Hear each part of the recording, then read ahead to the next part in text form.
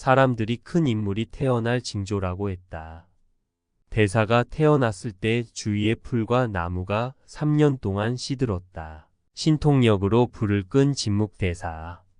진묵대사는 조선 16대 왕인 인조대왕 때 고승으로 속명은 1억이고 진묵은 버포이다. 그는 김제군 만경면 화포리에서 태어났다고 전해지는데 화포리는 옛날 불거촌을 한자로 표기한 것으로 불거가 불개로 변한 것으로 부처님이 살았던 마을이란 의미이다. 서산대사와 쌍벽을 이룰 만큼 뛰어난 고승이지만 깊은 산 중에서 은둔하고 지낸 까닭으로 크게 역사에서 알려지지 않은 전설상의 인물처럼 되어버렸다. 서산 사명대사가 임진왜란 당시에 풍전등화와 같은 위기에 처한 조선을 구하기 위하여 승병을 모집하여 일본을 상대로 크나큰 업적을 이룬 것과는 대조적이다. 그가 주로 머문 사찰로는 변산월명암, 전주원등사, 대원사 등을 꼽을 수 있다.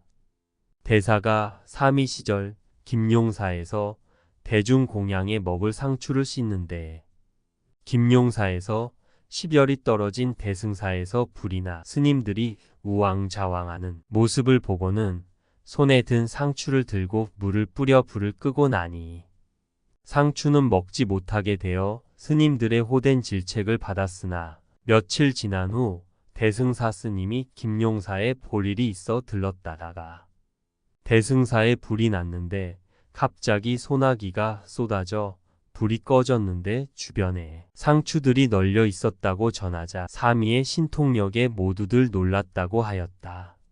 일설에서는 해인사의 8만 대장경을 모신 장경각에서 불이 나는 것을 관하고 상추로 물을 뿌려 해인사 장경각의 화재를 막았다고 전한다. 술을 즐겨 마신 진묵대사의 일화로 등남을 위해 백일기도를 하기로 결심하고 절을 찾아온 마을 사람에게 진묵대사는 곡차를 가져다 주면 아들을 낳게 기도를 해주겠다고 해서 마을 사람은 곡차를 가져다가 진묵대사께 드렸으나 가져온 술만 마실 뿐 진묵대사는 한 번도 법당에 들어와 기도 연부를 해주지 않았다. 백일기도가 거의 끝나갈 무렵 마을 사람은 진묵대사를 찾아가 스님께서는 곡차를 가져다 주면 아들을 낳기 위한 기도를 해주시겠다고 하고는 매일 곡차만 드시고 기도는 안 해주시니 너무하십니다 라고 말을 하자 진묵대사는 그래 그러면 내가 나한님에게 등남을 할 수 있게 부탁을 해보겠습니다. 진묵대사는 그날로 나한전에 들어가 이 마을에 한 보살이 아들 낳기가 소원인데 한 번만 들어주지 하면서 나한의 뺨을 일일이 때렸다. 그날 밤 그 보살의 꿈에 나한들이 나타나서 진묵대사가 우리들의 뺨을 때려서 몹시 아프니 등남의 소원은 들어줄 테니 제발 진묵대사에게 다시는 그런 부탁은 하지 말라라는 부탁을 하고 사라졌다. 그런 일이 있은 후 그 보살님은 아들을 낳게 되었고 그 후 많은 사람들이 그 절에서 기도를 한 후 신이한 영험을 보았다고 전해져 오고 있다. 진묵대사는 7세에 전주 봉서사로 출가하여 명리엔 초연한 분으로 참선과 경전을 독송하는 일로 일생의 업으로 삼을 만큼 수행에 전념하였다. 석가모니의 소화신으로 추앙을 받을 정도로 법력이 출중하였으며 술을 잘 마시기로 유명하여 술에 관한 기행이나 설화도 많이 전해져 내려고 있으며 기억력이 뛰어나 책장에 눈길만 한번 스쳐도 모두 외울 정도의 신통력으로 많은 이적 나왔다고 전한다.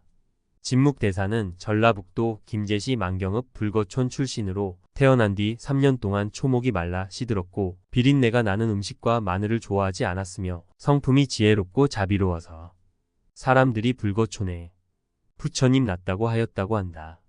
7세에 출가하여 전주 봉서사에서 불경을 읽었는데 한번 읽으면 곧 암송하고 내용을 통달하였으므로 따로 스승을 두지 않았다.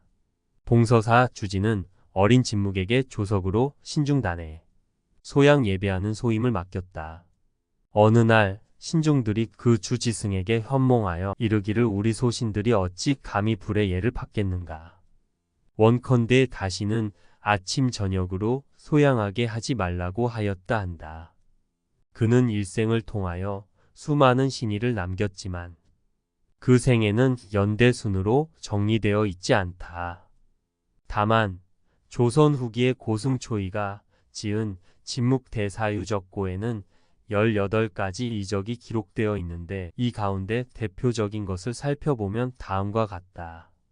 삼이 시절 창원의 마상포를 지나갈 때 한 동녀가 사랑을 느꼈으나 따를 수 없었으므로 그녀는 죽어서 남자가 된 뒤 다시 전주 대원사에서 만나 기춘이라는 시동이 되었다.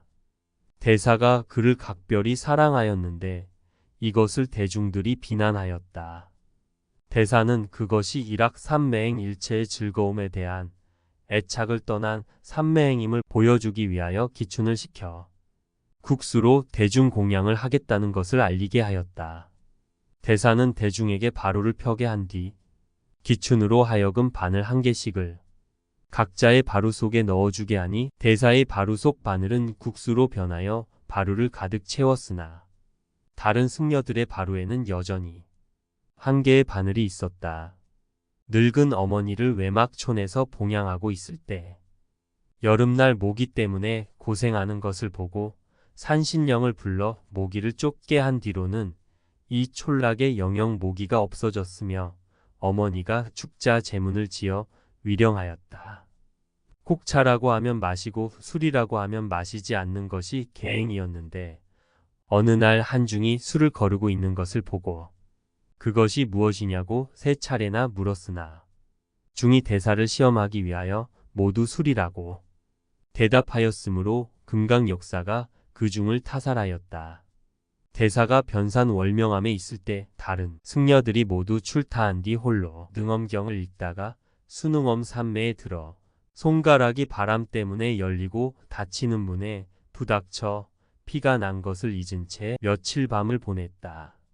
월명함에 있을 때 불등이 매일 밤 1점 성광이 되어 멀리서 비치어 왔으므로 대사는 이것을 발견하고 목부암으로 옮겨가서 원등암이라 개칭하였다. 이곳은 원래 16나안의 도량으로 그들이 항상 대사를 시봉하는 마음에서 월명암으로 등광을 비추었는데 그것은 대사의 뜻을 개발하기 위해서였다. 전주부에 있는 한 흠포자 관물을 축낸 죄인 도망을 가려고 대사에게 인사를 하러 왔을 때 도망가는 것이 어찌 남자가 할 짓인가. 그러지 말고 나에게 공양을 올리라고 하였다. 그를 돌려보낸 다음 대사는 주장자를 가지고 나안당에 들어가 차례로 나안의 머리를 3번씩 때리며 관리 아무의 일을 잘 도와주어라고 하였다. 그 이튿날 밤에 나안이 그 관리의 꿈속에 나타나서 내가 구하는 바가 있으면 직접 우리들에게 말할 것이지. 어째서 대사에게 말하여 우리를 괴롭히느냐? 너의 소행을 보아서는 불구하여도 가하나 대사의 명령이시니 쫓지 않을 수 없다 하고 그를 구해주었다. 대사가 길을 가는데 소년들이 냇가에서 생선을 끓이고 있으므로 탄식하면서 이 무고한 고기들이 화탕에 고생을 하는구나 하니 한 소년이 희롱하여 말하기를 스님도 먹고 싶지 않은가 하였다. 나도 잘 먹는다 하면서 그 고기를 몽땅 먹은 뒤 냇가에 가서 뒤를 보니 무수한 고기가 살아서 헤엄쳐 갔다. 합천의 인사에 화재가 나자 입으로 물을 뿜어 껐다. 열반하실 때가 되자 진묵스님은 제자를 모아놓고 내가 몇 월 몇일에 열반에 들어야겠으니 준비를 하라고 했습니다. 그때 나이 어린 사미승이 스님 그날 돌아가시면 안 됩니다. 정초여서 어려운 일이 많이 있습니다. 라고 얘기했습니다. 진묵스님께서 가만히 생각해보니 그도 그럴듯해서 그러면 어떻게 하면 좋겠느냐고 물었습니다. 그러자 사미승이 그 다음날 돌아가시라고 했습니다. 마침 그 날짜가 닥쳐오니 스님이 또 내일은 가야겠다고 하셨습니다. 제자들은 이번에도 그날은 큰 49제가 들어왔는데 스님께서 그날 돌아가시면 49제와 겹쳐지게 되어 곤란하다고 말씀드렸습니다. 그랬더니 스님은 일리가 있으시다면서 그러면 49제가 지나고 가야겠구나 하고 말씀하셨는데 정말 그날이 되자 진묵스님은 삭발 목욕 끝에 옷을 갈아입고 지팡이를 짚고 대문 밖에천가에 서서 시자에게 물속에 비친 자신의 그림자를 가리키면서 이것이 석가불의 그림자다고 하니 시제가 말하되 저것은 스님의 그림자가 아닙니까? 너는 어찌 나의 가상만 알고 석가의 진신을 보지 못하는가? 라고 말씀하신 다음 방에 들어가 가부좌를 맺고 제자들을 불러 내가 곧 입적할 테니 너희들이 질문할 것이 있으면 이 기회를 놓치지 말라고 했다. 제자들이 묻기를 스님은 누구의 법맥을 이어받았습니까? 하니 조금 있다가 무엇을 따로 잃을 것이 있겠는가. 제자들이 절하고 다시 청함에 부득이 말하기를 비록 명리승이긴 하지만 서산 스님의 법을 원사하였다 하고 조용히 열반하였다. 전주 봉서사에 있는 진묵대사 부도가 30년째 자라고 있으며 법기의 물이 순식간에 증발되기도 한다는 봉서사에 거주하시는 보살님의 이야기는 불가사의한 진묵대사의 신통력을 말해준다. 진묵대사의 불가사의한 신통력을 보여주는 가장 대표적인 것은 대사의 부도탑이다. 30여 년 동안 거의 2배가량 자랐다는 것이 보살님의 말이다. 말로는 표현하지 못하는 기가 나온다. 나는 진묵대사님의 힘이 살아있다고 생각한다. 아랫단 좌대에서부터 전체적으로 자라고 있다. 겉은 변하지 않으면서 속에서부터 자라고 있다. 돌은 비바람의 풍화작용으로서 작아지는 것이 원칙이다. 돌이 자라고 있다는 주장은 쉽사리 동의하기 어렵다.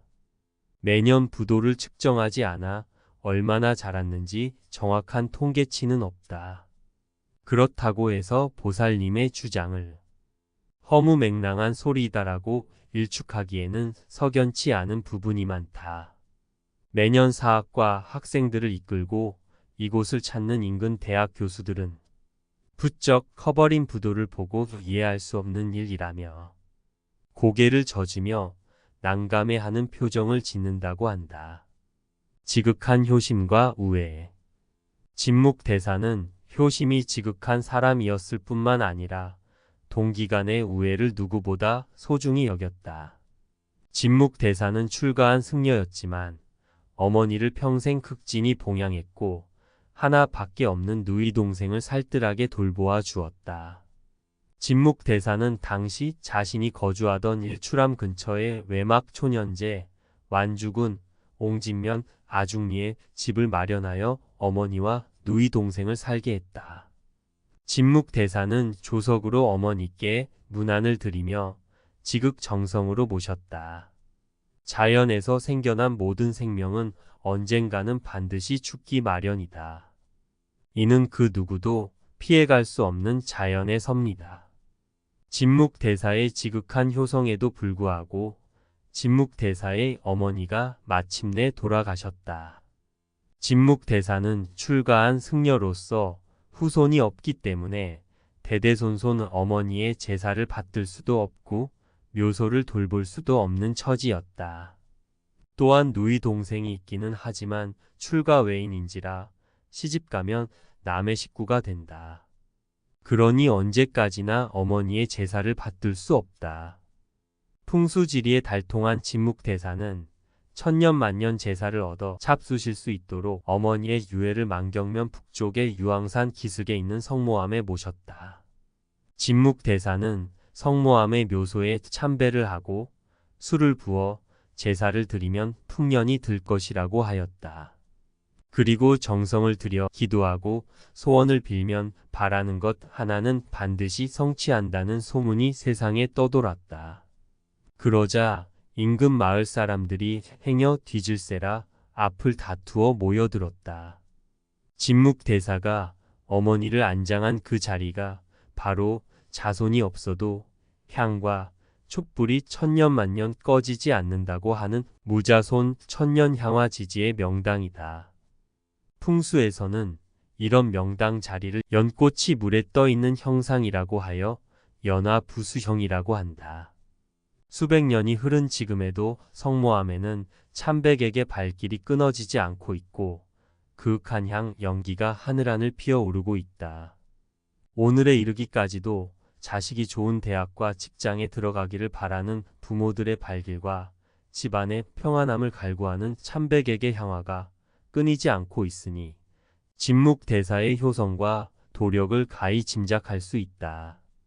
천년이 지나도록 어머니의 제사를 받들 수 있도록 한 진묵대사의 해안과 통찰에 참으로 놀라지 않을 수 없다. 너무도 기묘한 일이다. 진묵대사 모친 49제 제문 태중 10월지 은하이 보야 10달 동안 태중의 은혜를 무엇으로 갚으리여? 스라 3년 지양 능망의 스라에서 3년 동안 길러주신 은혜 잊을 수가 없습니다. 만세상 경감한 세자지심 만세 위에 다시 만세를 더하여도 자식의 마음에는 유의엄엄 100년 내미만 100년 부족한데 100년생에 100년을 채우지 못하였으니 모지 수학이다냐. 어머니의 수명은 어찌 그리 짧습니까? 단표로 상행 거릴 쓴 기운기에 한 표주박을 들고 노상에서 걸식하는 이중은 이미 말할 것도 없거니와 횡차 규중 미혼 소매영 불해제 비녀를 꽂고 아직 출가하지 못한 누이 동생이 어찌 슬프지 않겠습니까? 상달요 하단 파승 심각방 상단 불공과 하단의 제가 끝나니 승려는 각기 방으로 찾아가고 전산첩 후산 중혼 귀하처 앞산 뒷산 첩첩산 중인데 어머니의 영혼은 어디로 가십니까? 명호해제. 아, 슬프기만 합니다.